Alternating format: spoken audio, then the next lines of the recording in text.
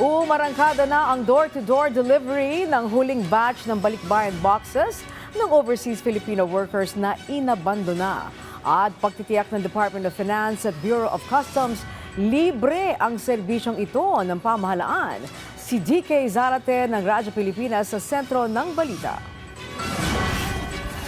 Lubos ang pasasalamat ng mga kababayan nating overseas Filipino worker at kanilang mga kamag-anak kay Pangulong Ferdinand Marcos Jr. Malapit na kasi nilang matanggap ang mga balikbayan box dahil sinagot na ng Pangulo ang gastusin para dito. Para po sa ating Pangulo, maraming salamat po. Dahil po sobrang bilis po na naging proseso simula po nung i-announce po ninyo sa television na tutulungan niyo po ang mga OFW na matanggap po yung mga balikbayan box. Actually po, talagang thankful po kami. Isa lamang si Ate Mariflor sa mga OFW na naloko ng mga logistic provider. Kwento niya, binayaran niya ang shipping fee para sa balikbayan boxes pero hindi tinupad ng kumpanya ang obligasyon. 2024 nang ipinadala niya ang balikbayan boxes mula sa Dubai pero siya na rin pala ang tatanggap nito sa Pilipinas makalipas ang 2 taon.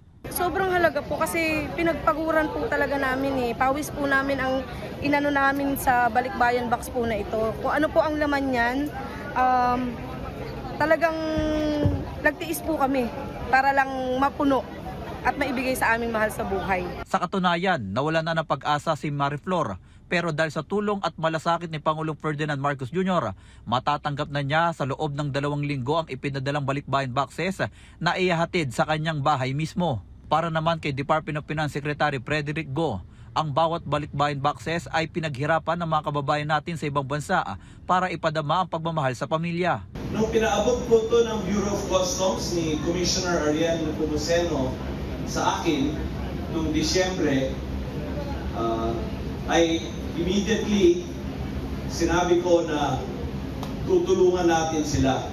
At pinuntahan ko po ang ating mahal na Pangulo at sinabi ko sa kanya ang problemang ito na may mga, at least at the time, ang estimate namin ay 40,000 abandoned balikbayan boxes. And immediately, sinabi ni Pangulo na tulungan mo silang lahat at walang dagdag gastos sa kahit bagay. Sa ngayon, kumikilos na ang Bureau of Customs o BOC para masampahan ng kasong large-scale estafa ang 11 logistic providers na hindi tumupad sa kanilang obligasyon. Kabilang na rito ang hindi pagbabayad ng buwis kung kaya't hindi nakarating ang mga balikbayan boxes sa mga kamag-anak ng mga OFW. Sa pagtaya ng Bureau of Customs, aabot sa 300 milyong piso ang nakuha ng mga logistic provider mula sa mga ipinadalang balikbayan boxes. Apila ng mga OFW at kanilang mga kamag-anak sa pamahalaan. Kasuhan ang mga nanloko sa kanila para hindi na maulit ang mga gantong modus. Mula sa Maynila para sa Integrated State Media, DK Zarate ng Radyo Pilipinas, Radyo Publiko.